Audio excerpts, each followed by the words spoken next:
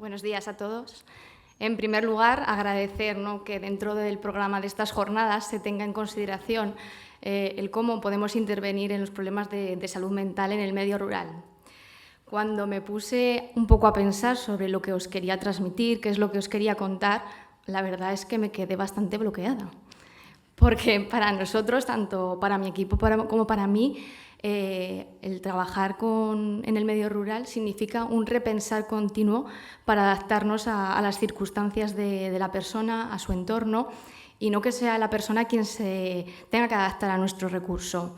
Por lo tanto, contamos con algunas oportunidades, pero también con dificultades para poder intervenir adecuadamente.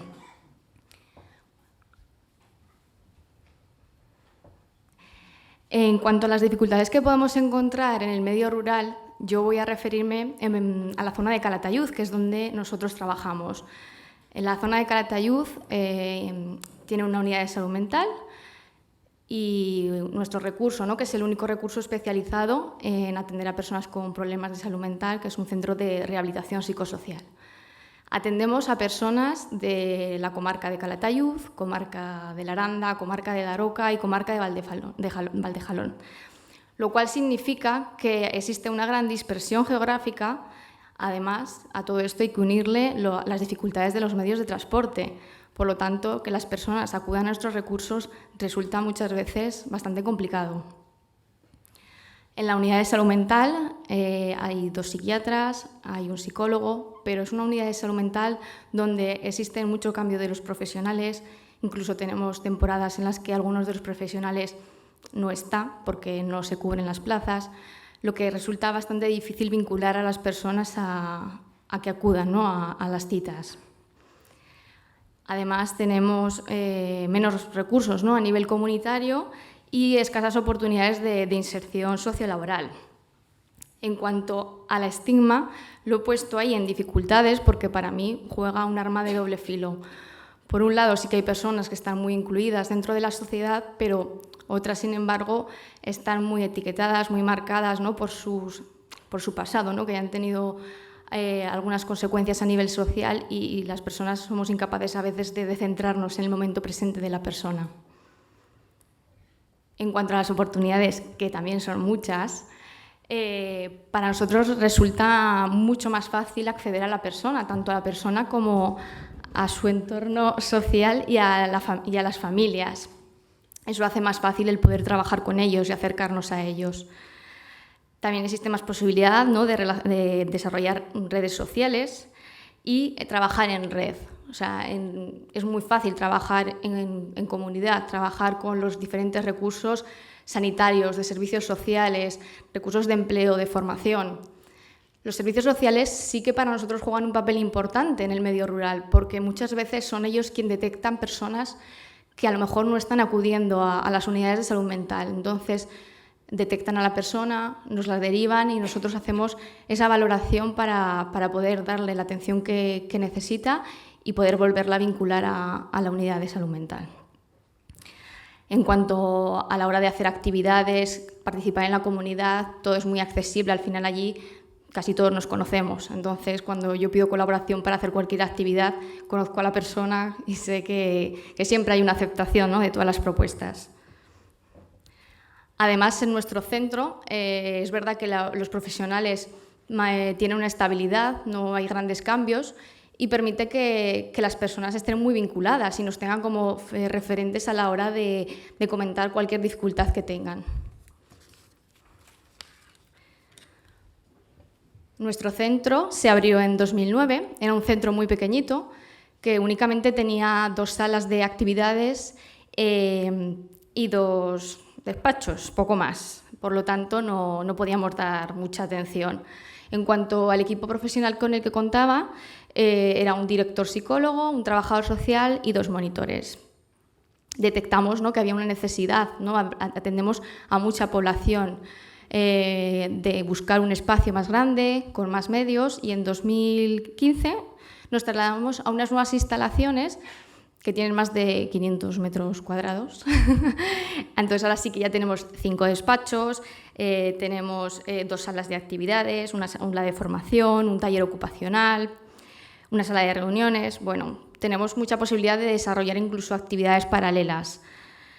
Además, el equipo profesional también a día de hoy ha aumentado. Antes éramos 4 y ahora somos 7.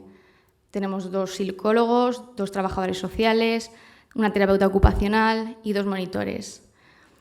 Los profesionales que normalmente se les da más prioridad, digamos, en los planes de salud son a los monitores. Sin embargo, nosotros consideramos que para atender a personas con una enfermedad mental necesitamos de profesionales que tengan una formación y una experiencia para poder dar una atención adecuada.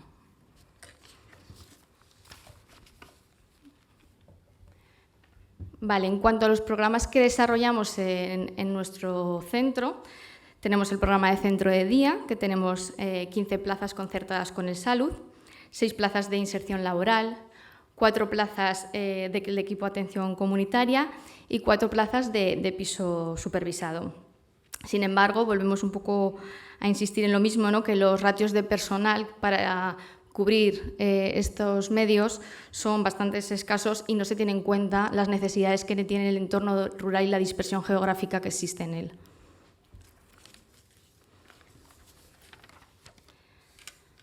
Cuando una persona es derivada a nuestro centro, establecemos un primer contacto, hacemos una evaluación con ella y hacemos su diseño del plan de personal de recuperación.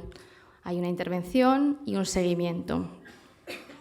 En cuanto a su plan personal de recuperación, a diferencia de lo que ocurría anteriormente, en el que eran los profesionales quienes decidían sobre sus objetivos, aquí hemos dado un cambio de metodología porque nos hemos dado cuenta que no tiene ningún sentido, ¿no? Que al final quienes tienen que decidir en qué quieren trabajar y cuáles son sus objetivos son las personas.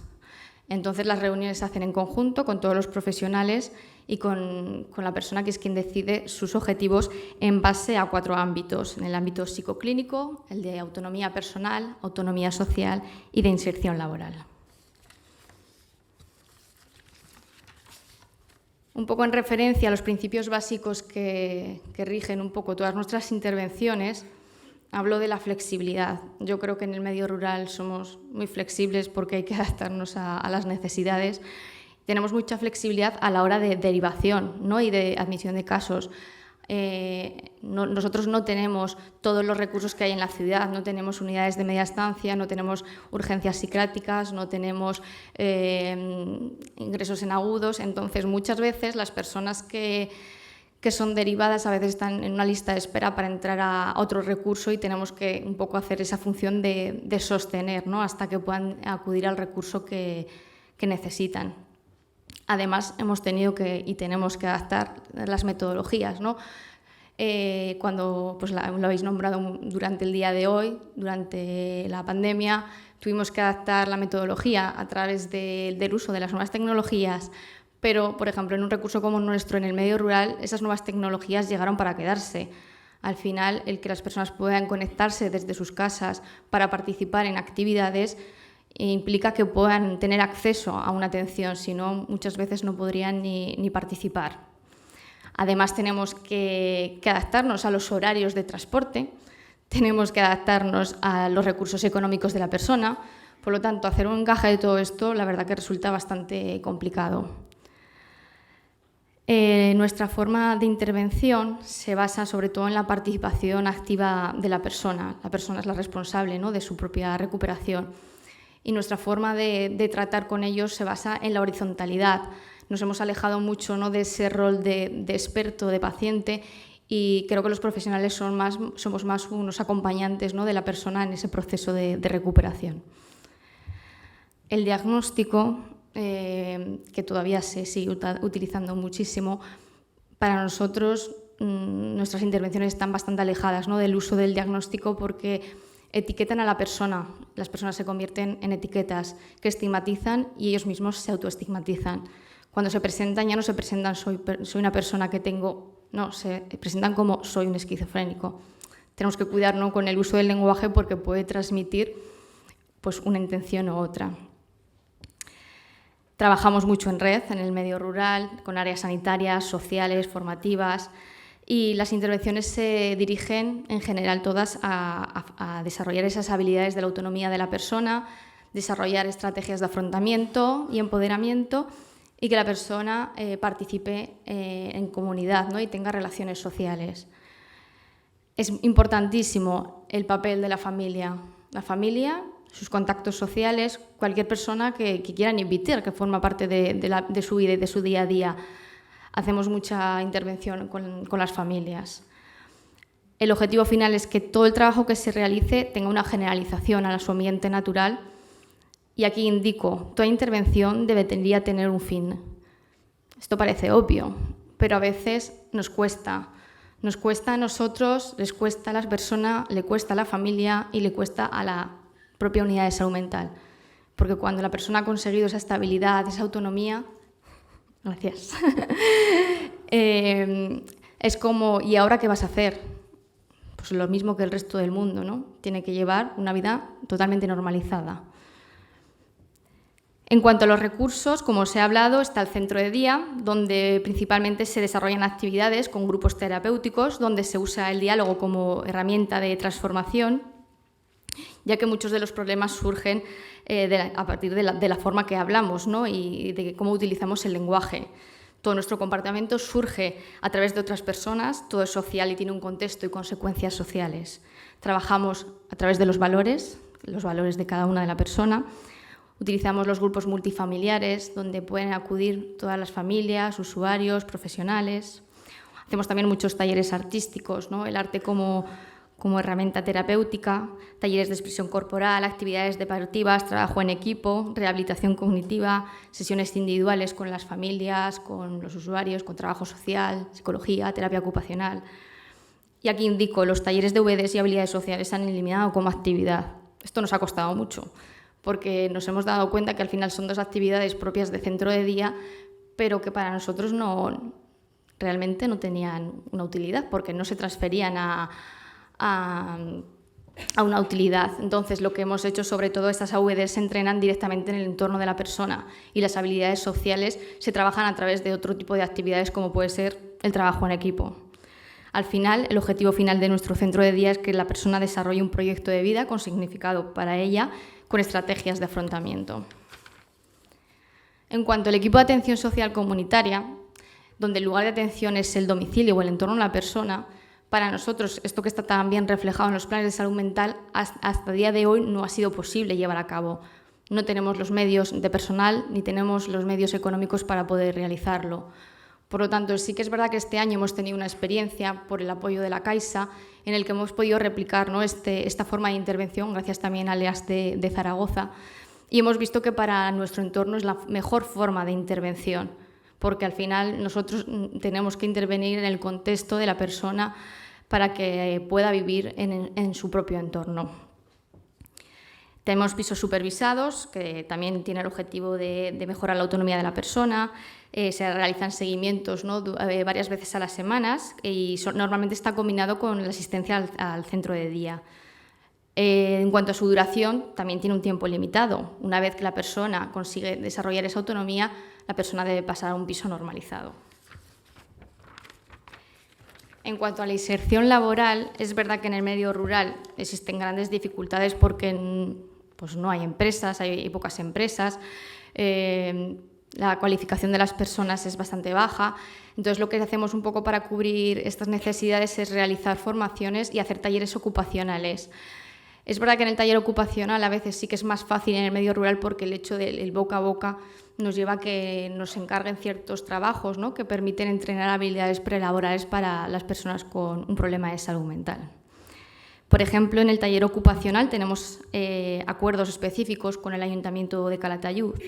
Hacemos la colocación de su cartelería, la apertura de la colegiata de Santa María, control de acceso al parking del recinto ferial. Tenemos colaboración también con la UNED, con la colocación de cartelería, así como en el reparto de los periódicos comarcales. Al final, a través de estas acciones se mejora la empleabilidad, el trabajo en equipo, tener una ocupación con significado y el desarrollo de estrategias de afrontamiento. Simplemente aquí os muestro un poco los trabajos que realizamos. Por ejemplo, tenemos el castillo de Daroca, que está ahí, que se utiliza para los medievales, que está hecho con corcho pintado. Tenemos el fotocol de la Dolores, tenemos detalles pirograbados para bodas, También hemos hecho la pintura de las barricas de la denominación de origen de Calatayud y luego detalles para bodas, comuniones, un poco lo que nos van pidiendo. Y como os he dicho, la participación en la comunidad es mucho más fácil. Utilizamos muchas reuniones de diálogo en las que participan usuarios, profesionales del centro y población en general. Se hacen círculos donde hablamos todos sobre los problemas de salud mental, de cómo vivimos y cómo al final llegamos a la conclusión de que cualquier persona no podemos en algún momento de nuestra vida padecer un problema de salud mental.